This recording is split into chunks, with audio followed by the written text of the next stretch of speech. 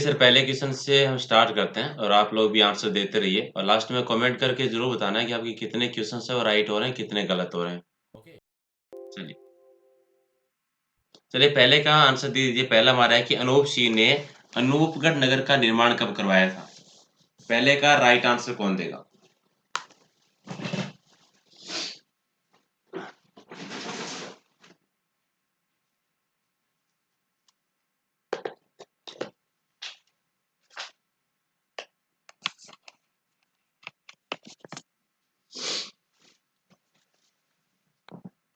जी, यस्मीन जी। जी सर, कोई बात नहीं, बता दीजिए सर पहले ही क्वेश्चन है। ओके, बिल्कुल 1678 में करवाया था। चेतन आपका भी सही है, सबका सही आ रहा है। ये हो जाएगा राइट आंसर। ओके, चलिए क्वेश्चन नंबर 2 हमारा है कि राजस्थानी ब्रिज भाषा अकादमी कौन सी पत्रिका जारी करती है? ब्रज भाषा अकादमी जो है, उसके द्वारा एक पत्रिका जारी की जाती है, उसका नाम बताना है क्वेश्चन नंबर 2 का सही उत्तर। जी बिल्कुल, ब्रज शतदल के नाम से ये हो जाएगा राइट आंसर। चेतन बलधारी कन्या जी, जी सर बिल्कुल सही है आपका। क्वेश्चन नंबर 3 है कि राजस्थान धरोहर संरक्षण एवं प्रोन्नति प्राधिकरण 2006 वो कहाँ की गई थी? क्वेश्चन नंबर 3 का राइट आंसर। दिनेश सिंह जी, आपका गाँव नूपुर है? Okay sir. चलिए 3 का राइट आंसर। ओके जी, बिल्कुल जयपुर में की गई थी सर। डी हो जाएगा हमारा राइट आंसर। क्वेश्चन 3 का डी। ओके, और 4 नंबर देखिए। 4 नंबर है कि सामूगढ़ का युद्ध शाहजादा दारा और औरंगजेब के मध्य हुआ था, कब हुआ था ये बताना है। सामूगढ़ का युद्ध हुआ था, वो शहजादा दारा सिंह के बीच में और औरंगजेब यानी दोनों भाइयों के बीच में हुआ था। हुआ कब था ये बताना है।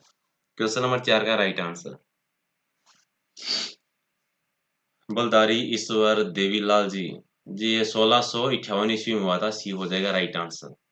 ओके जी बिल्कुल। क्वेश्चन नंबर 5 है कि जाजऊ का युद्ध जो कि 1707 ईस्वी में हुआ था, किन किन के बीच में हुआ था ये बताना है।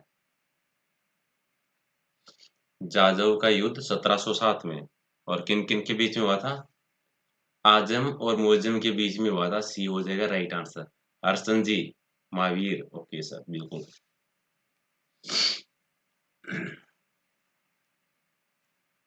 क्वेश्चन नंबर 6 देखिए कि रणथंभौर के किले पर कब्जा करने के लिए कंकोड़ के मैदान में जयपुर व होलकर की सेना के बीच में कौन सा युद्ध हुआ था? जयपुर के बीच में और होलकर की सेना के बीच में जो कंकोड़ के मैदान में युद्ध हुआ था, कौन सा हुआ था? रणथंभौर के किले पर कब्जा करने के उद्देश्य से।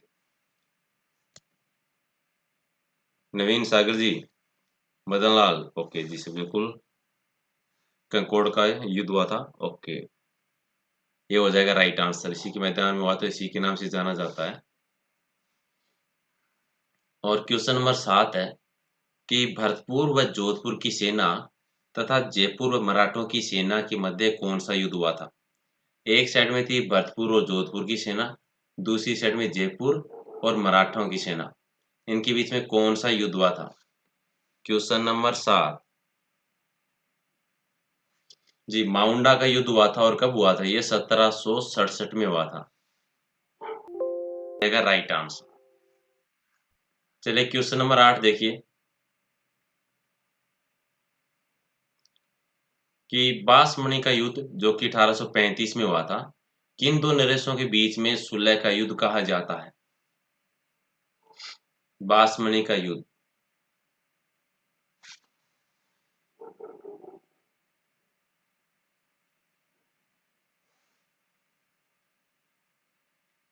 Question number 8।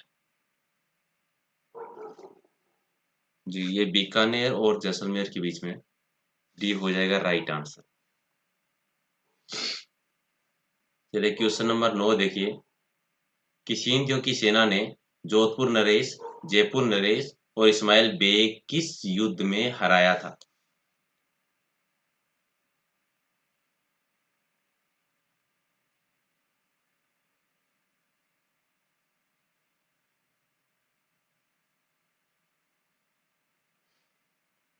जी 9 का राइट आंसर।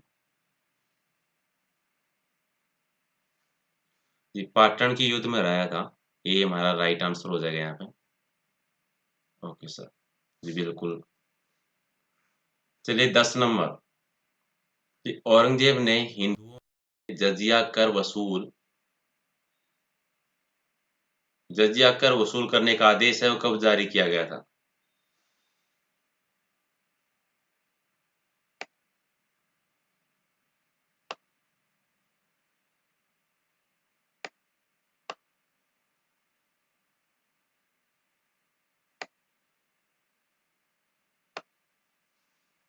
10 का राइट आंसर।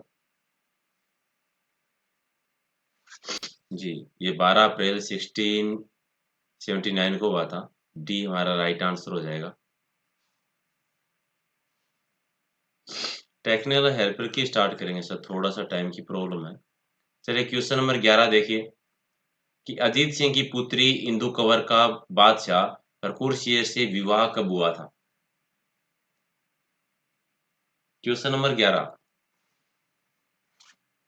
और ये 11 दिसंबर 1774 को हुआ था।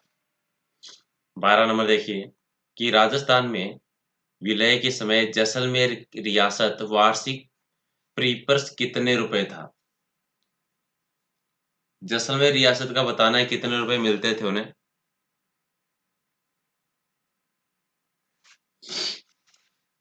जी 1,80,000 रुपये दिया जाता था। ज्योति निर्मला जेनवल सी हो जाएगा राइट आंसर इसका। और 13 नंबर है कि राजस्थान बिक्री कर अधिनियम 1954 लागू कब हुआ था? राजस्थान बिक्री कर अधिनियम 1954 कब लागू हुआ था? 13 का राइट आंसर। और ये 1 अप्रैल 1955 को लागू हुआ था। बी आंसर हो जाएगा यहाँ। क्वेश्चन नंबर 14 है कि the story of integration of Indian states ये एक पुस्तक का नाम है। इस पुस्तक की रचना किसके द्वारा की गई थी? The story of integration of Indian states 14 का राइट आंसर। और ये वीपी मेनन की एक पुस्तक थी। डी राइट आंसर हो जाएगा। क्वेश्चन नंबर 15 की गांधी जी की मानस पुत्री होने का सौभाग्य किस महिला सत्याग्रही को मिला था? गांधी जी की मानस पुत्री किसको कहा जाता है? 15 का राइट आंसर। जी सत्याभामा डी राइट आंसर हो जाएगा। क्वेश्चन नंबर 16 कि निम्न में से कौन सा संस्कार 16 संस्कारों में नहीं आता है? कौन सा संस्कार है जो 16 संस्कारों में नहीं है? क्वेश्चन नंबर 16 जी जातक्रम भी है, नामकरण भी है, पुष्पन भी है, ए नहीं है, तो ए हो जाएगा हमारा राइट आंसर। क्वेश्चन नंबर 17 देखिए कि बालक के जन्म पर कौन सा संस्कार किया जाता है?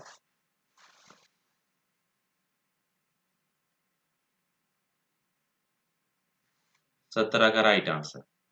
बालक के जन्म पर जातकर्म संस्कार किया जाता है। टोटल 16 होते हैं उनमें से, राइट। तो राइट आंसर क्या हो जाएगा? 2 नंबर हमारा सही उत्तर है। प्रमोद जी नवीन जी से बिल्कुल। माही आपका भी सही है। चलिए क्वेश्चन नंबर 18 देखिए कि निम्न में से कौन सा संस्कार शिशु जन्म से पूर्व नहीं होता? इनमें से 3 संस्कार है वो बच्चे के जन्म से पहले होते हैं। एक नहीं होता, कौन सा नहीं है वो बताना है। मुकेश प्रवीण ओके 18 का राइट आंसर। जी निष्क्रमण नहीं होता। 3 नंबर हो जाएगा राइट आंसर इसका। चलिए संस्कारों से रिलेटेड एक और क्वेश्चन है कि मृत्यु के तीसरे दिन मृतक की हड्डियों को इकट्ठा किया जाता है और इस क्रिया को क्या कहते हैं? किसी की मृत्यु होने पर तीसरे दिन उसकी हड्डियों को इकट्ठा करते हैं, उसे किस नाम से जाना जाता है? 19 का राइट आंसर। जी फूल चूनना कहते हैं। 4 नंबर हमारा सही उत्तर हो जाएगा इसमें। और ये रहा क्वेश्चन नंबर 20 कि विवाह के समय वधू के लिए वर पक्ष के द्वारा जो आभूषण ले जाए जाते हैं उन्हें क्या कहते हैं? विवाह के समय वधू के लिए वर पक्ष के द्वारा जो आभूषण ले जाते हैं क्या कहते हैं उन्हें? 20 का राइट आंसर।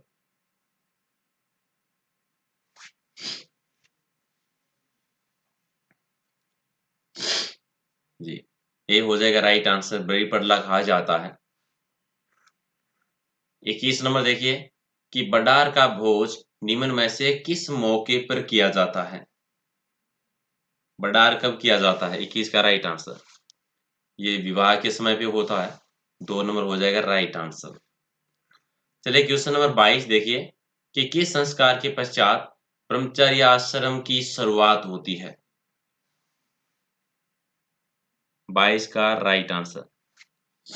और ये होती है उपनयन संस्कार हो जाने के बाद में। 3 नंबर हमारा सही उत्तर है। चलिए क्वेश्चन नंबर 23 है कि कौन सा संस्कार है मनुष्य के जीवन का लास्ट संस्कार होता है, यानी अंतिम संस्कार होता है? बिल्कुल इजी सा है। लास्ट संस्कार 16वां यानी अंत्येष्टि होता है। 4 नंबर हो जाएगा राइट आंसर। और 24 नंबर देखिए कि शरारा क्या है? शरारा क्या एक आभूषण है, रिवाज है, किसी खेल का नाम है या फिर किसी वस्तु का नाम है? जी बिल्कुल 4 नंबर हो जाएगा राइट आंसर।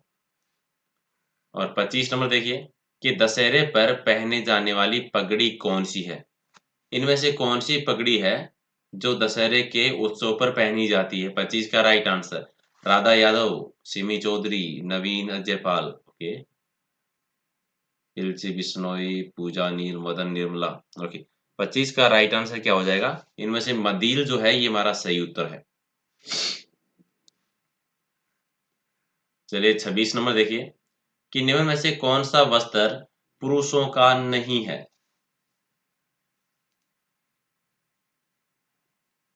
चलिए 26 का बता दीजिए राइट आंसर कौन देगा? कौन सा वस्त्र जो है पुरुषों का नहीं है?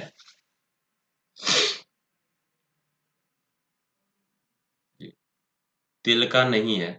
2 हमारा राइट आंसर है, बाकी सारे हैं। चलिए क्वेश्चन नंबर 27 कि राज्य में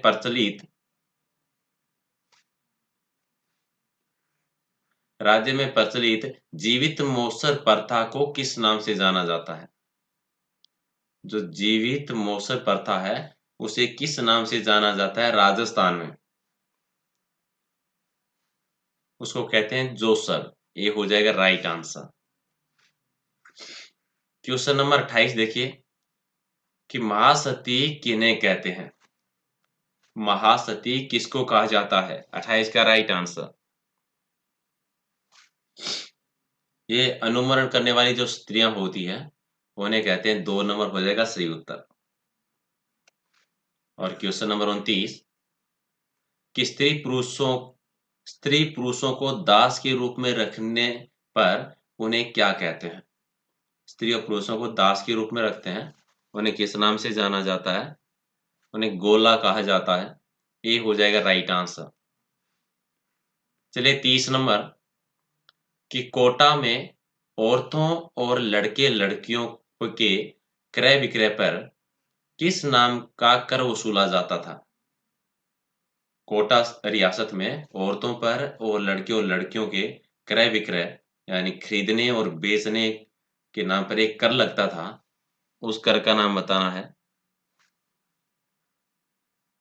हेमा जी बिल्कुल चौथा ये हो जाएगा राइट आंसर। अनिल पूनिया सुशीला का भी सही है।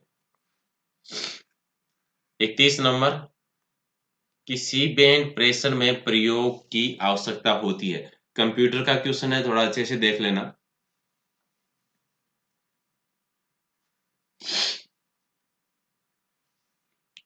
जी 31 का राइट आंसर। जी बिल्कुल ये हो जाएगा 6 की जरूरत होती है।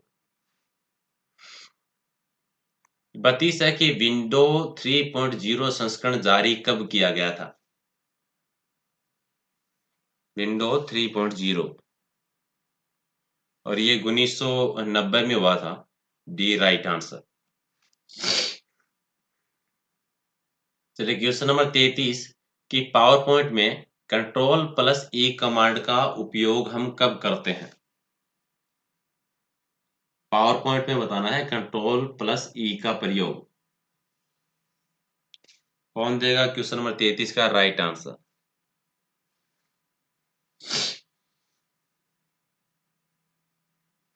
जी, जो भी लिखा होता है जैसे उसको सेंटर में करने के लिए इसका प्रयोग किया जाता है।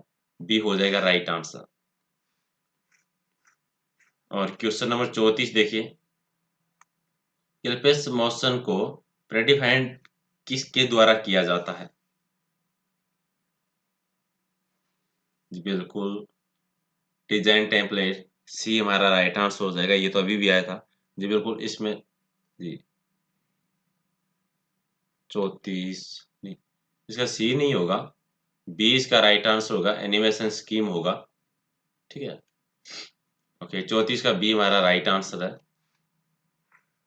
और क्वेश्चन नंबर 35 है कि हैंडआउट का यूज करके कितनी स्लाइड को एक ही पेज पर प्रिंट किया जा सकता है? अगर हैंडआउट का यूज करें तो कितनी स्लाइडों को एक ही पेज पर प्रिंट कर सकते हैं? 35 का राइट आंसर। बिल्कुल, एक का भी कर सकते हैं, 6 का भी कर सकते हैं और 9 का भी कर सकते हैं। तो डी हो जाएगा राइट आंसर कि इन सभी का कर सकते हैं। क्वेश्चन नंबर 36 कि एमएस वर्ड डॉक्यूमेंट में टाइप किए गए टेक्स्ट में इंसर्ट पॉइंट को अगले वर्ड की शुरुआत में लाने के लिए कौन सा कीबोर्ड शॉर्टकट हम यूज करेंगे? सिंपल भाषा में कहें तो जो एमएस वर्ड होता है, इसमें कोई भी टेक्स्ट अगर हम टाइप करते हैं तो इंसर्ट पॉइंट के अगले वर्ड की अगर शुरुआत में लेके जाना है तो कौन सा शॉर्ट की हम यूज करेंगे?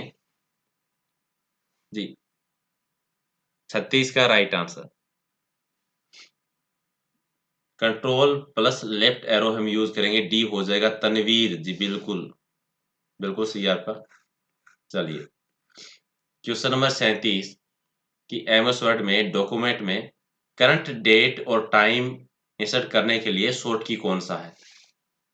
एमएस वर्ड में अगर आज की करंट अगर डेट और टाइम डालना है तो किस शॉर्ट की से डालेंगे? 37 का राइट आंसर। जी shift plus alt plus D 3 number हो जाएगा राइट आंसर। प्रेम प्रकाश जी, जी सर बिल्कुल। चलिए 38 नंबर देखिए कि फोर्ट्रॉन, एल्गोल और पास्कल आदि भाषाओं को सिखाने के लिए नींव का पत्थर किसको कहा जाता है? ये सभी भाषाओं के नाम हैं, फोर्ट्रॉन, एल्गोल और पास्कल। ठीक है, क्योंकि ये भी क्वेश्चन बहुत बार आता है कि नींव में से कौन सी भाषा नहीं है या फिर कौन सी भाषा है। तो नींव की पत्थर किस भाषा को कहा जाता है अगर ये भाषाएं अगर सिखानी है तो? जी बेसिक लैंग्वेज। सी हो जाएगा राइट आंसर। और 39 है कि टप्पल क्या होता है? टप्पल क्या होता है? टेबल का कॉलम होता है, दो आयामी टेबल होते हैं, टेबल की एक रो होती है या फिर किसी भी टेबल की एक कुंजी होती है।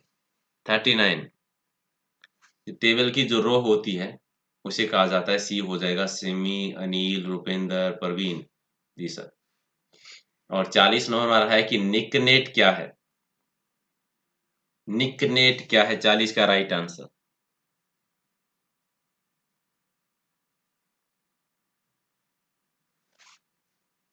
जी, भारत के जितने भी जिले हैं उन्हें जोड़ने वाला जो नेटवर्क होता है उसको निकनेट के नाम से जाना जाता है। डी हो जाएगा राइट आंसर।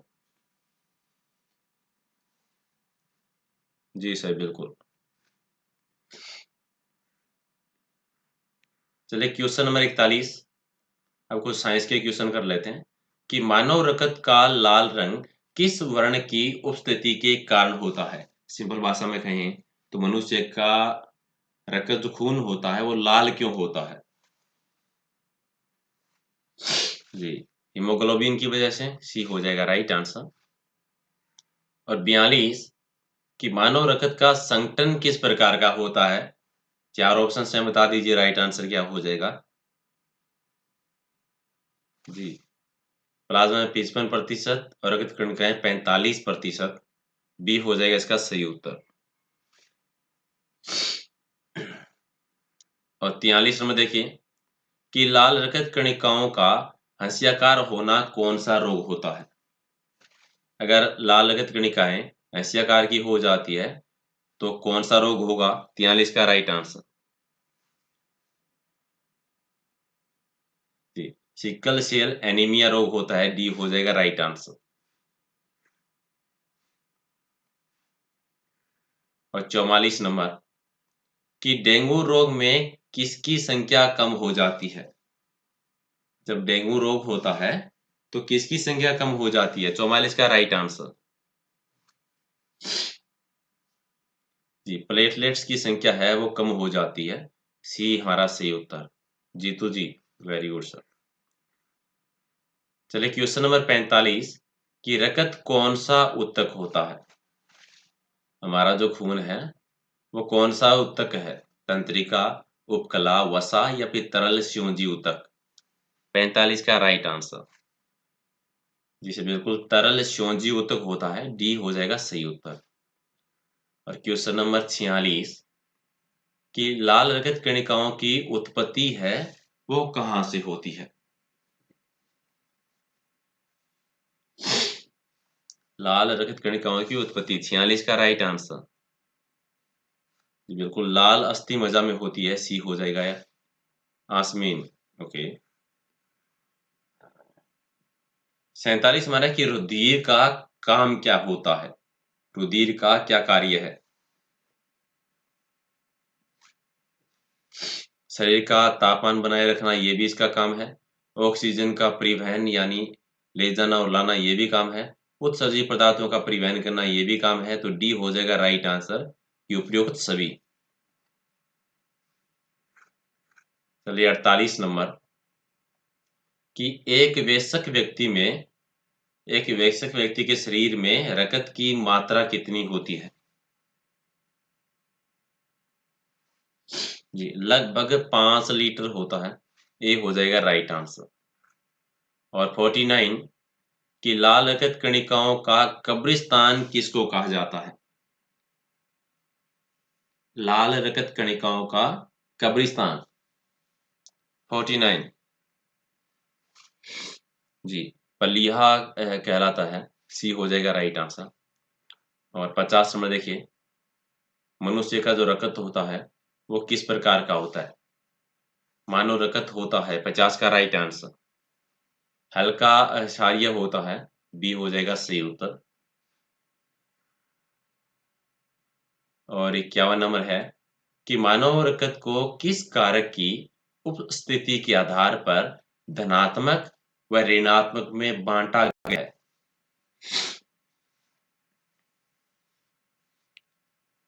रकत में कौन सा कारक होता है जिसकी वजह से धनात्मक और ऋणात्मक में इसको बांटते हैं? जी, आर एच कारक जो होता है, बी हमारा राइट आंसर। और क्वेश्चन नंबर 52 कि हमारे रकत में कौन सा प्रतिस्कंदन होता है? जी, ये तो अभी आया था एलडीसी में, हिपेरिन होता है। क्वेश्चन नंबर 53 है कि रकत दाब को कौन से यंत्र के द्वारा मापा जाता है? रकत दाब को किस यंत्र के द्वारा नापा जाता है? 53 का राइट आंसर। जी, स्पिग्नोमेनोमीटर से नापा जाता है, डी हो जाएगा राइट आंसर। और क्वेश्चन नंबर 54 कि मानव रकत का थक्का जमाने का कार्य कौन करता है? मनुष्य के खून का थक्का है वो जमाने का काम किसका होता है? 54 का राइट आंसर। थ्रोम्बोसाइट का होता है, सी हो जाएगा राइट आंसर। और क्वेश्चन नंबर 55 कि मानव रगत का पीएच मान कितना होता है? आज खून से संबंधित साइंस के सारे क्वेश्चंस आ जाएंगे इसमें, हो गए हैं, लास्ट क्वेश्चन है साइंस का। मानव रगत का पीएच मान कितना होता है? 7.3 से 7.5 के बीच में होता है। 3 नंबर हो जाएगा राइट आंसर। अब कुछ जियोग्राफी के और विश्व जीके के क्वेश्चन कर लेते हैं 10 कि निम्नलिखित में से किसने सबसे पहले कहा था कि पृथ्वी गोलाकार है? सबसे पहले किसने बताया था कि पृथ्वी गोल है? 56 का राइट आंसर। सबसे पहले अरस्तु ने बताया था, ये हो जाएगा। नंदिनी, बिल्कुल सही है आपका। क्वेश्चन नंबर 57 कि नदियों में जल प्रदूषण की माप की जाती है? नदियों में जल प्रदूषण की माप किससे की जाती है? जी, ऑक्सीजन की घुली हुई मात्रा के आधार पर होता है। डी हो जाएगा राइट आंसर। और क्वेश्चन नंबर 58 कि अलमती बांध है वो किस नदी पे बना हुआ है? अलमती बांध।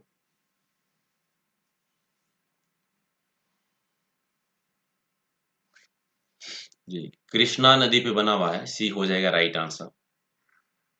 और ये रहा 59 कि रेड रिवर के डेल्टा क्षेत्र में स्थित नगर कौन सा है? हनोई है। विश्व जीके का क्वेश्चन है। और क्वेश्चन नंबर 60 है कि माकासार जल संधि निम्न में से किस को अलग करती है? माकासार जल संधि ये जावा को और सारावाक को अलग करती है। राधा जीतू बन्ना बिल्कुल सी, ये सी हो जाएगा राइट आंसर। और क्वेश्चन नंबर 61 कि भारत में सर्वप्रथम कोयला उत्खनन निम्न में से किस स्थान पर प्रारंभ हुआ था? सबसे पहले कोयला उत्खनन कहाँ हुआ था भारत में? और सबसे पहले रानीगंज में हुआ था। और क्वेश्चन नंबर 62 कि विश्व का सबसे ऊंचा ज्वालामुखी पर्वत कोटिपेक्सी कहाँ पर स्थित है? ये क्वेश्चन पहले भी आया कि विश्व का सबसे ऊंचा ज्वालामुखी पर्वत कौन सा है? तो कोटिपेक्सी है, ये नाम आप याद रखिए। और है कहाँ पर ये बता दीजिए। क्वेश्चन नंबर 62 ये इक्वेडोर में है। बी हो जाएगा राइट आंसर। और क्वेश्चन नंबर 63 कि निम्न में से कौन सी स्थलाकृति ज्वालामुखी क्रिया से संबंधित नहीं है?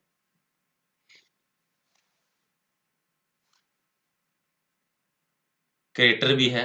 क्रेटर झीलों के बारे में बहुत सुना होगा आपने। काल्डेरा भी है। फ्योर्ड भी है। गेसर नहीं है। सी हो जाएगा राइट आंसर। और ये क्वेश्चन का आंसर भी दे दीजिए। राजस्थान की कौन सी झील है जिन्हें क्रेटर झील भी कहा जाता है, क्योंकि उसका निर्माण ज्वालामुखी के द्वारा हुआ है? चलिए 64 नंबर हमारा क्वेश्चन है कि नीली क्रांति निम्न में से किससे संबंधित है? नीली क्रांति सेकेंड लास्ट क्वेश्चन। और नीली क्रांति है मत्स्य पालन से। और ये रहा हमारा लास्ट क्वेश्चन 65 नंबर कि काली मिट्टी किस फसल की खेती के लिए सर्वाधिक उपयोगी होती है?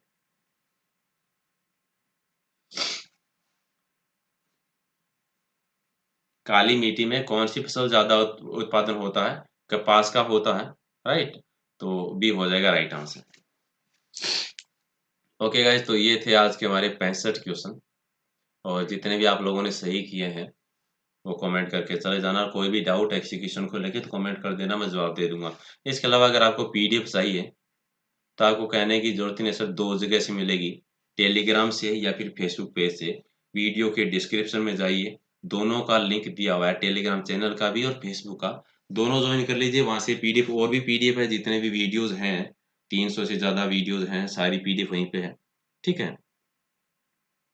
और अगर वीडियो पसंद आया हो तो लाइक कर दीजिए।